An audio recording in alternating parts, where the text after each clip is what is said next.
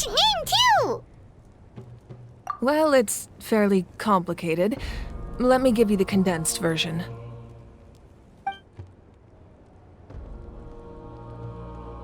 The Fatui again? We can't go anywhere without them causing trouble. But what if the Fatui finds out you've lost your power? Won't they try to take advantage of the situation? That's why it has to be our little secret. No one else can know, or we're asking for trouble.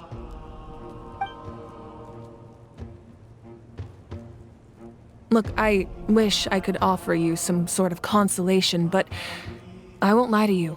With multiple factions closing in, there's nothing comforting about the situation we're facing. Still, all you need to do is focus on your goal. You can leave the complicated matters to me. I can also step in on the Pyro Archon's behalf. There's a limit to what I can accomplish, but I'll help you however I can. There's no need to be so modest, Yan-san. Your incredible strength has long been a well-known fact. You're the pride of your tribe. Archon, I'm sorry about before. You have so much on your plate, so much that you have to worry about. But all I could do was focus on my own feelings. You have nothing to be sorry about. We all get overwhelmed by our emotions, myself included. Your reaction to Kachina's disappearance, I understand that feeling very well. Well, now that we have Kachina's ancient name, let's go track her down. Follow me.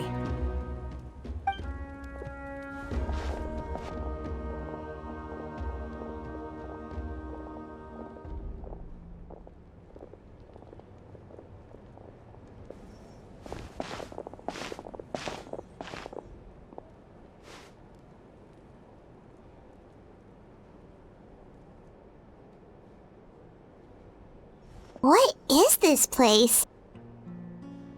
Hey, isn't that Atea's talisman? Good eye. This is where I store all the various mementos I've collected. Whoa. I've never seen this place before. There's so many things in here. It looks like there are items from every tribe. Collecting them must have taken a lot of effort. I suppose you could think of it as a hobby of sorts. In Natlan, everyone grows up listening to the stories of heroes. And physical items do a far better job of preserving those stories than our own memory. Now, I still have some preparations to make for the ceremony, so feel free to take a look around in the meantime. If you're curious about an item, I'm more than willing to tell you about its origins. Alright, we'll have a look.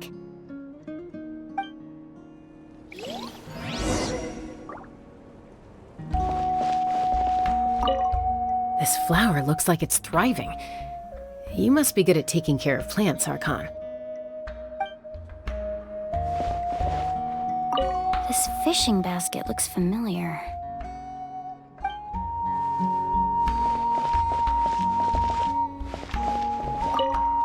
Make sure to handle everything with care.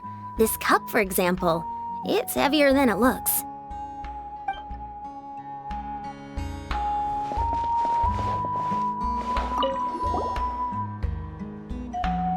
There are so many jars and potions around here. Do they have anything to do with alchemy? No, those belong to the Masters of the Nightwind. They're ceremonial tools used to amplify the ability to communicate with the Night Kingdom and the Wyab. Yamaya is an expert in this field, and she taught me a lot.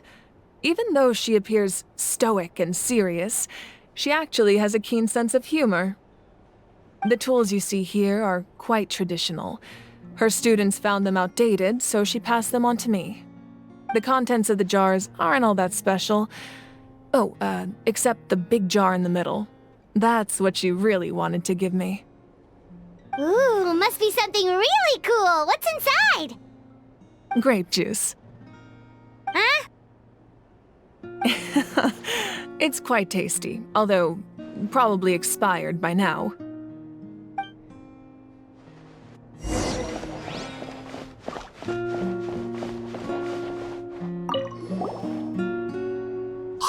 a fishing rod here. It must have belonged to the people of the springs. That's right. It belongs to a legendary fisherman named Matavaru. I have his entire set of fishing equipment, actually. He and I met in a tavern.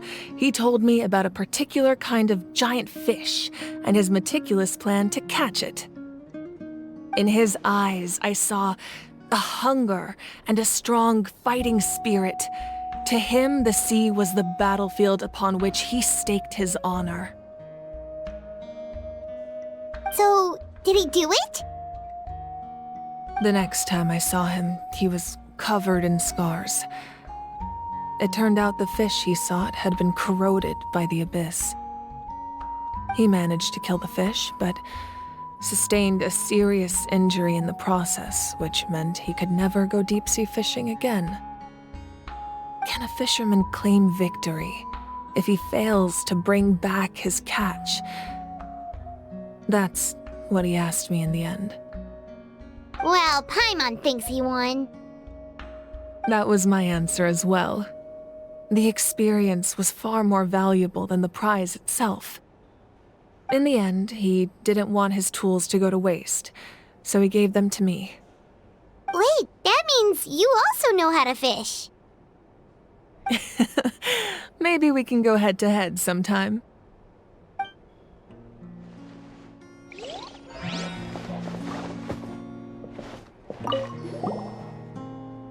This is Atea's talisman.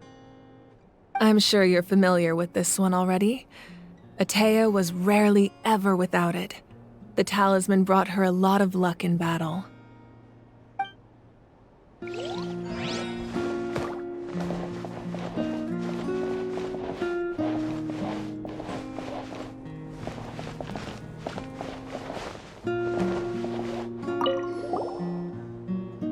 Whoa, that belt is bigger than Paimon's head! The Collective of Plenty are known for their bodybuilding competitions and contests of strength. This belt is a symbol of great honor within the tribe. The association with strength might also have been the reason the original belt was extremely heavy. It was difficult for even 2 people to lift. And even if a warrior had the strength to put it on, wearing it for any length of time would still leave them gasping for breath. Sounds like it. So the owner of the original belt, Kitera, commissioned a craftsman to make a copy identical in appearance but far lighter in weight. That is the belt you see before you. He would often wear this version when training in order to protect his waist. Or he made a lighter version so he could wear it all the time and show it off.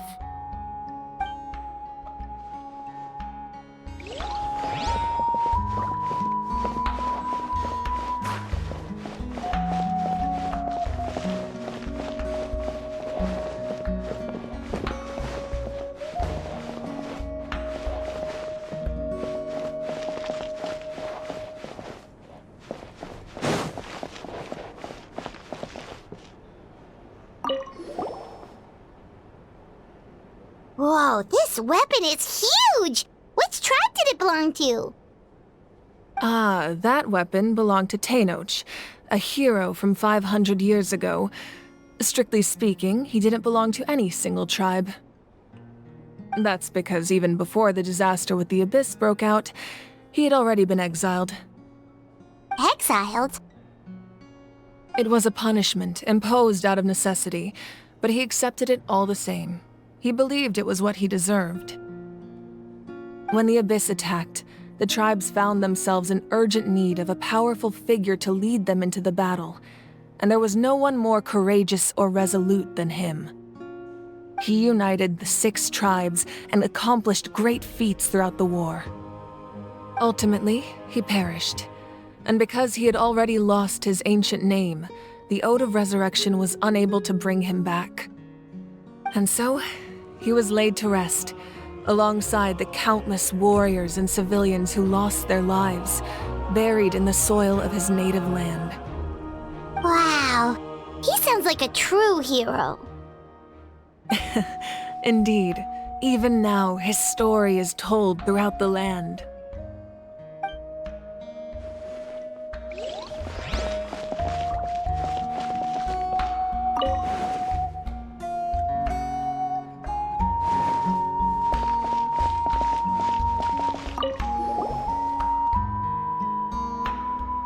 the powder still needs some time to settle, so let's wait a little longer. Well, what do you think of my collection?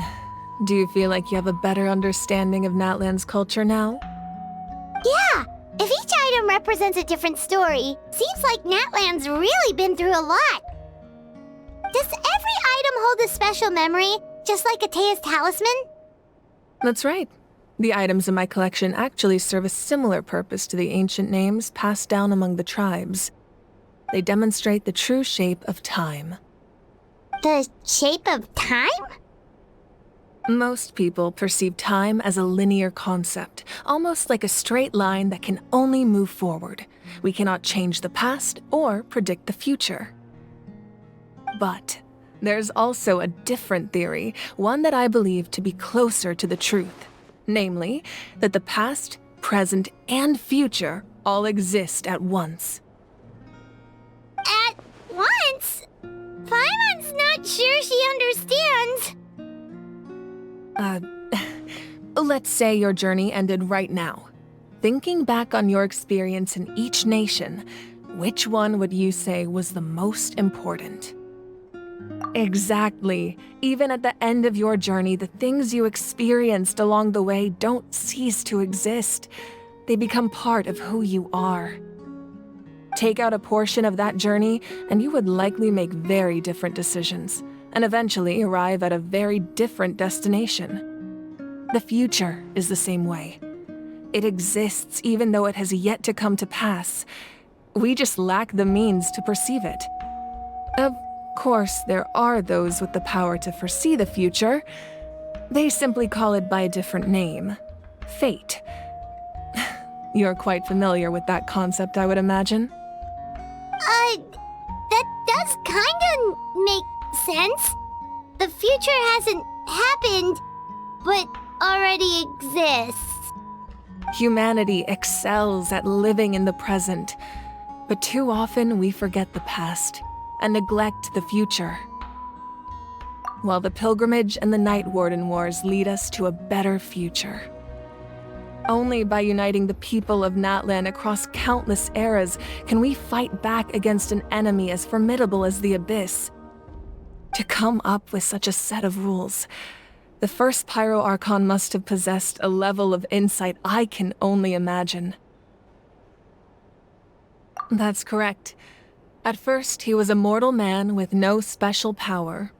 After he ascended to the divine throne, he used it to borrow power from the heavens and establish the rules of Natlan. Namely, a framework through which ordinary people can ascend to Archonhood. By holding the pilgrimage, we're able to determine the strongest among us, and when that person ascends to the divine throne, their inner flame will awaken. In addition, the sacred flame will grant them significant knowledge and memory of this land. After all, that's how I came to know everything I just told you. So, it all comes down to the power of the divine throne and the rules. Wait, is that a family portrait? Yes, that's my mother, father, younger sister, and the little saurians we raised. I turned a piece of my dad's leather armor into a canvas and commissioned a famous artist to paint our likeness. Your sister is so cute! It looks like the two of you are really close.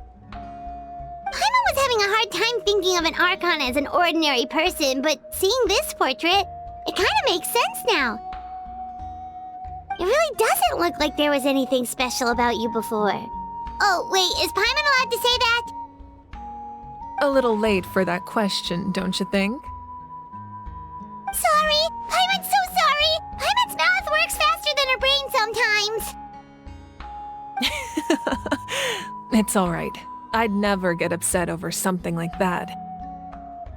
No matter what others may say, my past is a precious part of my identity. I'm forever proud of the life I used to lead. Becoming the Archon doesn't mean you sever ties with your family. The position just comes with a lot of responsibilities, so it impacts how often you get to see them. My father made the most delicious stew, so my sister would often bring me a large pot of his cooking, and we would sit on a blanket and eat it together. One time, we didn't close the door securely, and the saurians who were raising ran into the room and knocked over the entire pot. My sister immediately burst into tears. The two troublemakers were going for the meat, but when they saw my sister's distress, they froze on the spot. I still remember the way they laid there, sulking like a pair of children, even after making such a mess. It was frustrating, but in the end, all I could do was comfort my sister and move on. Wow. Isn't that what being a family is all about? I think about that story a lot, actually. As the Archon, I made a vow to defend this nation, and experiences like that, they remind me exactly what I'm trying to protect. Well, what happened after that? This portrait looks pretty old. Your sister must be all grown up by now, right? I believe she ended up working as an architect and artist. She built many houses and crafted many beautiful works of art. Anyway, that's enough about me. Now that the powder is settled, we can begin. Ian-san, Mulani, Chaska, over here, please. Place the ancient name up there, and then we'll begin.